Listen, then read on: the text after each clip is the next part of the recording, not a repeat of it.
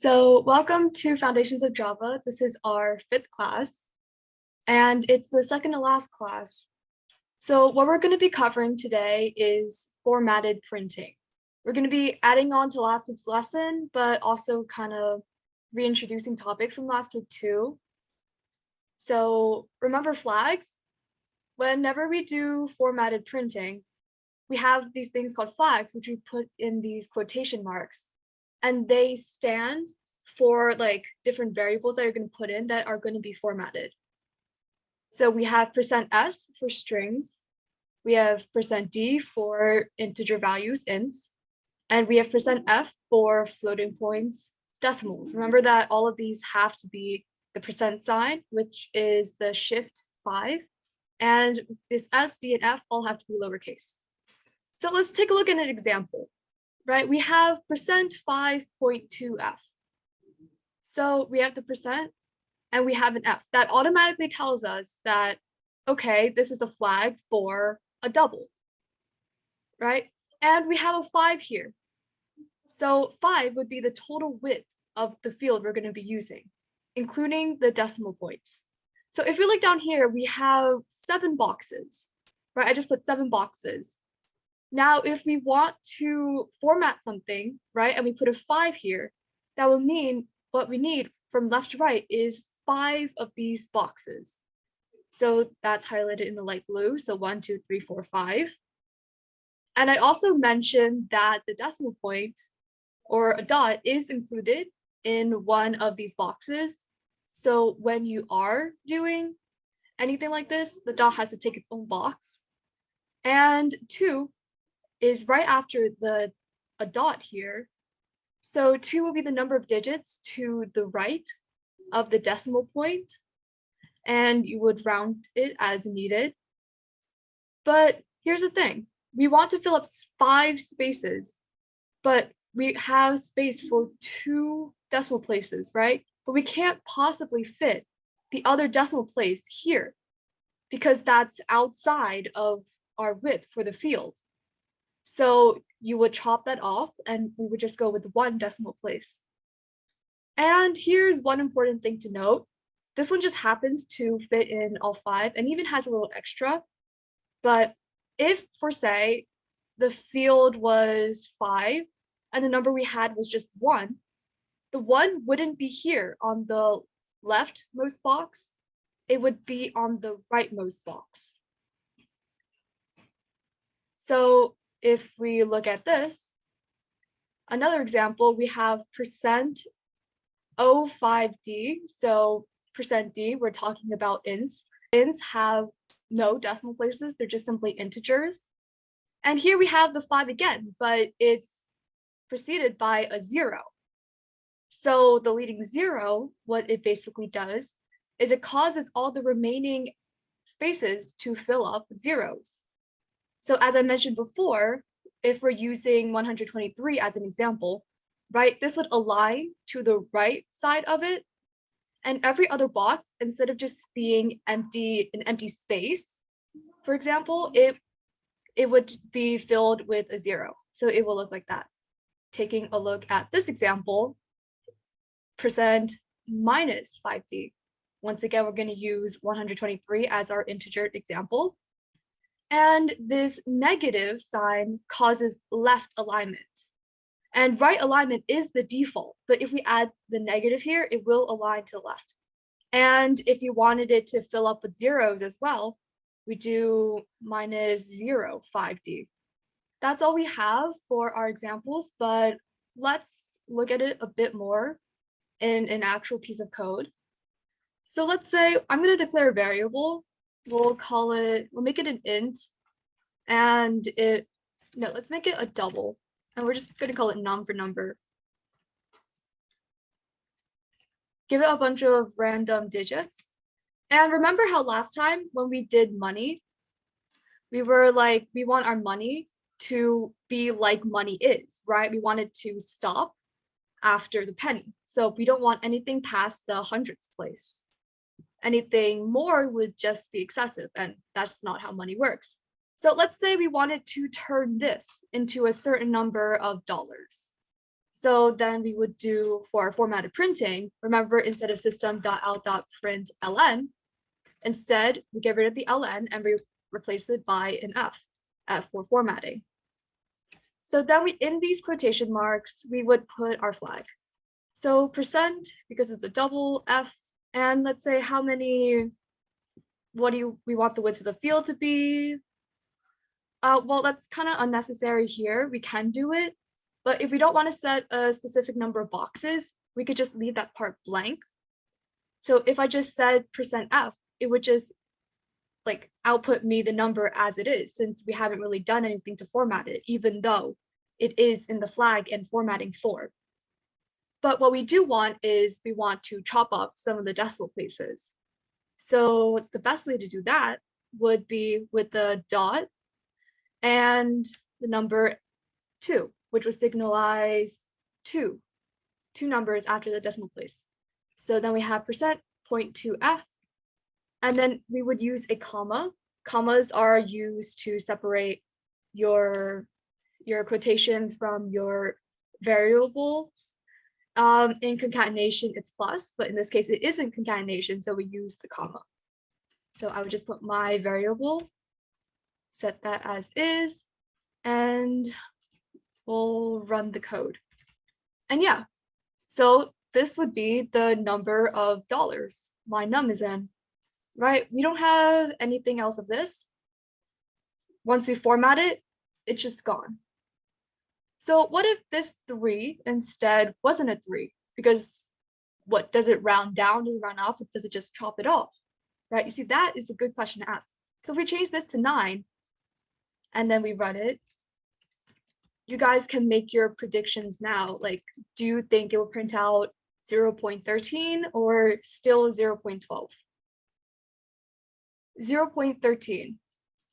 Because yeah, it's not like in like when you have like an int and a double, or an int and an int division, and instead it just chops off the remainder. This isn't like that. We're formatting this. So if we format it, we take this 9 into consideration. So yes, this will round up, and instead we would have, say, 13 cents. Let's take a look at this more with string values. So let's do this. We'll comment this out for the moment. And remember, when you comment something out, it doesn't count in the code anymore. So let's say we're going to have a string. Our string variable, I'll just call this just word. Because we don't have really any relevance to attach to it right now. Right now, I'm just using it as an example. So any variable name would do. So remember, when you're declaring a string, you have to always declare it in quotation marks. So our word could be, say, wow. Let's just do wow. And then we would do our formatting printing again. So system.out.printf, and we would do %s. So let's see, what would we want? Let's say we want 10 of these little boxes. Each character would have a box. And because we're not doing numbers anymore, we don't want, like, decimal places don't really matter because we don't have any. So let's just say %10s. Put our comma, word, and let's print this out. And yeah, we have wow. So over here, we should have about 7 spaces to just fill up that empty space, because, you know, right alignment, and our 3 characters of wow. If I put a space after the wow, the space still counts as, you know, a character. So, and just to prove that, I'll put a 1 after. So we'll run it again. And instead of 3 characters in this wow, we have 5 now. Wow, the space, and the 1. So this should be 5 spaces, and it looks about right. We see if we chop these into rows, they look pretty aligned. So that's how you would do it for strings. Now, say you want to do list something like a stack on a stack, right? Let's make another variable. We'll just call this word2. This would be wow. And we'll change this back to wow. So here's what we would do. We would just print it out. But here, if we want it to be on different lines, system.out.printf doesn't put them on different lines as a default. So you would have to do \n. And then we would just do %10s, same as before, word2. And you don't have to put a comma between any of these. If you did, it would just show up with a comma between, like, just a comma before, like anything you did with the word2 variable. So that's not necessary, but you do have to put a comma between every one of your variables. We have wow, and then that's basically wow. I don't know, you can make a triangle, you can make any kind of shape. I know other people have done that before, but let's move on. Okay, we're gonna move on to a game that I like to call What's the Output? So what the rules are, basically, I'm gonna show you a piece of code without the skeleton code, but like, let's pretend it's in the skeleton code and it will run. Basically, you just have to tell me what the code will output. So our first question, I'm giving you an integer, I'm giving you a double, and I want you to print out this. Okay, this one wasn't too difficult, but there is a trick in here, because let's say, look at this, %7.1f, right? This will tell us that it's referring to a double value. So of course, it can't be referring to the int. And you know, especially when you see this 0.1 and ints don't have decimal places. So this would be referring to the double, and this would be, this %60 would be referring to the int.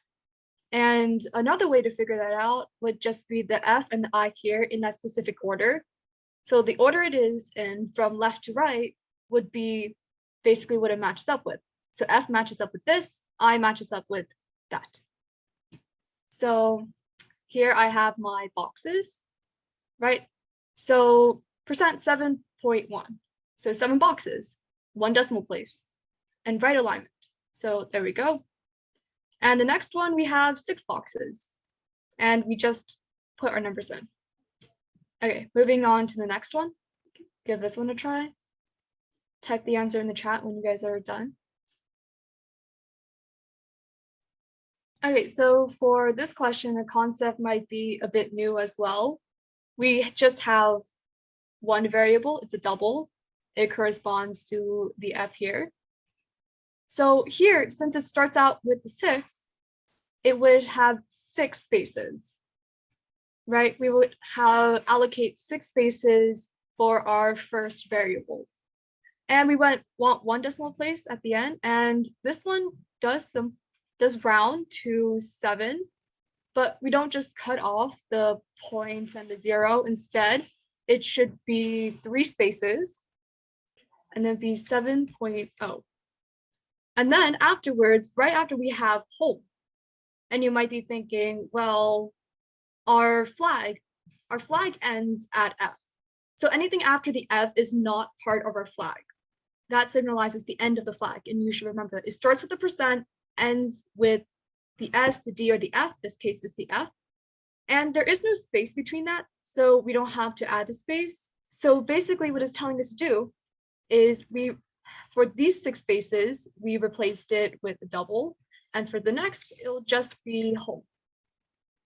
And then all the boxes after this don't really matter because you can't tell if there are spaces or not unless they're at the front. So, okay, one last what's the output question. So once again, you only have one variable, but here in our commas afterwards, they're not all variables, but the concept is still pretty similar. So I'll give you guys some time to figure that out. So we would have high, 3 spaces, 4.60, two spaces, and then by. So here's the thing.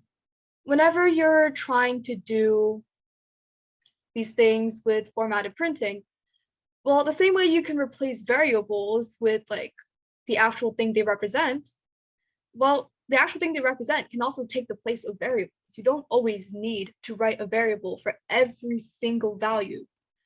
So I'm just trying to say hi here, right? And with this negative sign, we have left alignment.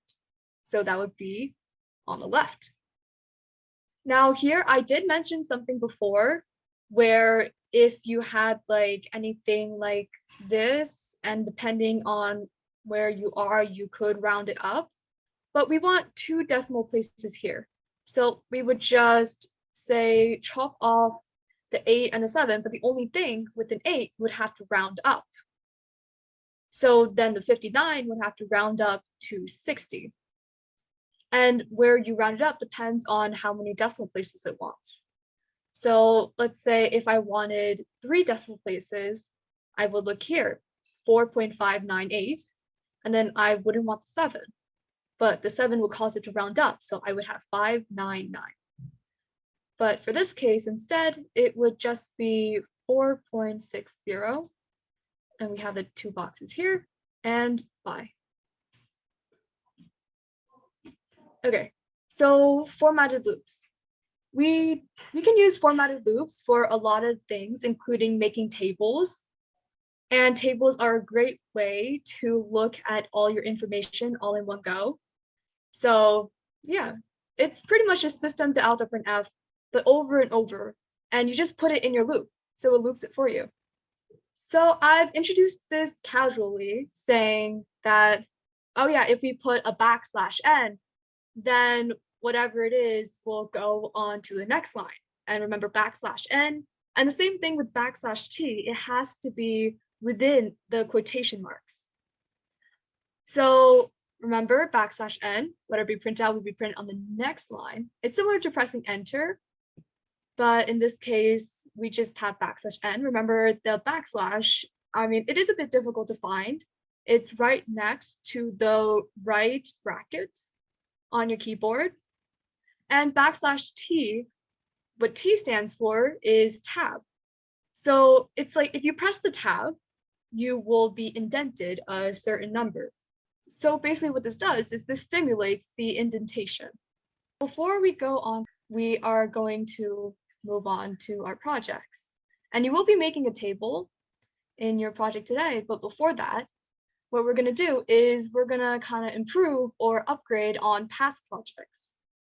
So if you don't have this project already done, completed, everything looks good, I will just copy my code into the chat and send it to you, so you can use that. But remember the investor project? It wasn't too long ago. So we had an investor who buys old furniture, restores it, then sells it. And we want to find her hourly earnings per piece of furniture. And this time, instead of like endless strings of decimals, we want our money like actual money. We want it rounded to the nearest hundredth place. Here we have our investor. So we did this, asked the user to input a bunch of stuff, and we have how much did you sell it for? And that would be a double. So here, we basically have our hours rate, and that's what we want to print out. But here we just do system to out.println. We don't do anything special to hours rate. So we are going to keep this just there for reference. But what we really want is format printing. So system to out.printf. And then we're just going to say, and you know how here we had to split up every one of these? We had to do for the space plus piece name plus you earn $sign plus this. Instead of that, we could just use one pair of quotations. So for the, and I will put my flag, %s, and then you earn, put a comma too, you earn this much money. So $sign and then % to start our flag. And then our dollars rate. So our dollars rate is a double as declared here, so it would be an F. And of course, we don't want it to have any particular spacing, or we don't want to have a certain amount of blocks or boxes to take up. So we're just going to do 0.2. And then you earned per hour. And then afterwards, you would just fill up the values for the %s and then %.2f. So for this one, you would fill it up with the variable piece name. And for the other one, it would be hours rate. You put your semicolon. And you know what? I'll leave this uncommented so you can see like both statements and notice the differences between them. So let me print this. And okay, so user input, of course. So name of the furniture piece. Anybody have any recommendations what we're going to buy today? I wouldn't say a phone is a piece of furniture, but we can combine that with the other suggestion and we will do a phone couch. We're buying a phone couch. It's okay. We're buying a phone couch, guys. It's a highly coveted piece of furniture out there. Okay, the phone couch. What was the purchase price? As I said, extremely coveted. $1,000. How many hours do we work on restoring this phone couch? 30 hours. How much did you sell it for? A lot of money. So yeah, here we would have a lot of decimal places. And this might also seem like a lot because after a while, Java will just cut you off saying, I'm not entering that many digits in there. But here we have all our dollar amount. Maybe I shouldn't have sold it for too much, but look at that, 80 cents. Nothing like the 82, 39, 37, infinite number of digits. So yeah, we fixed the investor, or we gave it a little upgrade. Let's upgrade the tip calculator project too while we're at it. So let's refresh ourselves with this project. So someone eats at a restaurant. We calculate the tip and the total bill. I'm not sure I shared the solution with you guys for this one, but I will just send it in chat. So don't worry if you don't have like the best piece of code. So once again, we want our money to be like money is. So let's take a look at this. We have a tip calculator, right? We're going to use our user input. So I have the scanner all set up. How much was your bill? You input the bill, standard tipping amounts, and these would just be printed out. You don't have to do a new variable for everything, as I said before. Instead, I just did bill times 0.15, can do 0.15s, honestly the same. And that would just give me 15% of the bill. I did the same for 17.5 and 20%, but I also did enter a custom percentage. So instead, there's not really a way to select. So your custom tip percentage can just be the same as your other tips. So let's run this. So it'll just ask us the series of questions. I'll just input some random numbers. Okay, so let's say we spent 400 and those are the standard tipping amounts. Okay, so how much are we tipping, guys? How generous do we feel? How much do we like this restaurant that we're in? We spent $400 on food. Yeah, we can be stingy with our money. I mean, $400. I mean, how much more money does a restaurant need? Oh, wow, okay. 25% too. I mean, tipping is a bit weird. I haven't gone to that many restaurants where I was the one who was like tipping, like having to decide how much to tip. I'm just gonna say regular tipping amount, like we'll just go with a solid just 16. It can't be that hard to calculate. Right? Okay. $64. And here's my total bill. Right, so okay. Yeah, because I spent an even $400, I mean, our total bill, it did come out to that. And because it is a double, it did just add in the 0.0. But we don't want just 0.0, we want 0.00. So we're going to fix that. Okay, total bill is, and we're going to replace that 5%.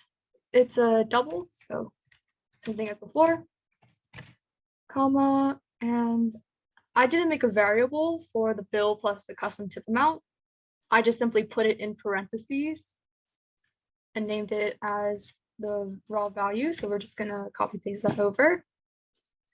And it really is a nice thing in formatted printing that you don't have to split up every one of these.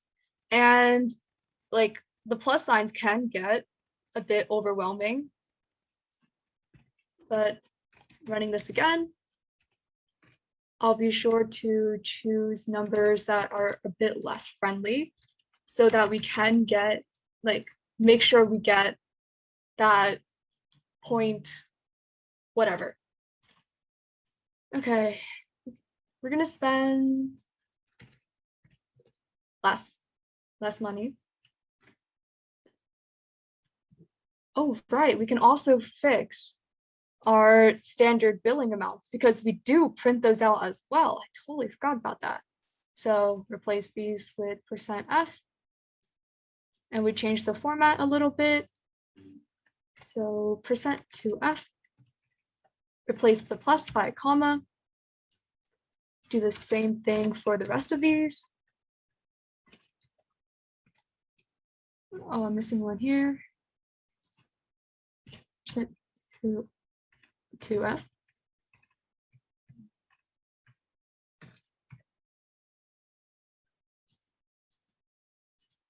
So here I have like a variable, the bill times that, this I just have that. It's not really necessary to add the parentheses, but it is helpful when you look at it because you want to be able to understand your own code. Oh, we also got to fix the custom tip amount. Didn't realize I had so many unformatted printing in this. So this is what it looks like if I don't format it, right? And here's what it looks like if I do. This 20% is supposed to be on the other line, so it's good that it's just 70.00. Enter a custom tip amount, \n. Go with 10. And here's what will happen if we just use system.println. That's what would happen if we do formatted printing. So I would say this is, yeah, this has been upgraded. This time that it's been run didn't include the \n. But it's good that whenever you're running your code and checking your code, you should run it like often so you know what's going on. Okay, so here's the project for today. We're going to do a conversions project. So those tables I was talking about, this is where they're going to be used. So we're going to print out a table, including conversions between meters, centimeters, inches, and feet. I just quickly gave you guys like the type of variable it could be and like the number of boxes you want to format it in if you want. Like you don't have to do 8, but as long as it's like for meters, as long as it's more than 6, then you should be fine. And I want you to do it from 10 to 100 meters. You can do it from literally from 10 to 100, or you could do it like in intervals of 10, 10, 20, 30, you can do it in intervals of 5, anything you want. But I do suggest intervals of 10. So you're going to use formatted printing and you're going to use a while loop to loop it through. So here we don't want to say, hey, if meters is equal to 1, I don't want you manually typing that centimeters is like your variable centimeters is 100. No, I want you to do it in relationship to another one. So if you have 1 meter, then your variable for centimeters should be meters times 100. So that whenever you're doing your while loop, you only have to change the value of one variable, and then all the other variables will change accordingly to that. So as soon as you do like n++, then n would be 2, and then your centimeters would change to 200, and your table would print out nicely. So that's for you guys to work on. I apologize if it did take me a while to realize it was because I had 2% signs in one like pair of quotation marks, that it was giving me some errors because Java was a bit confused. But I mean, it did work. So I'm going to send this code as well in the chat, just so everybody can, like, if they weren't able to follow along, then that's there for you guys to use. Thanks for making it to the end. So subscribe to our socials on YouTube. We already have 3 of our like condensed recordings for our Foundations of Java class already up. They're around like 20 to 25-ish minutes, and they're like just like the raw information. So if you forget how to like do while loops for this project, just go back and just quickly check it out again, or just shoot me an email if you really are confused. And email us at onewordanchor@gmail.com if you have any questions involving like volunteering, my email with any other questions. If you check out our website, onewordanchor.org, we have a bunch of other resources for you guys. So bye guys.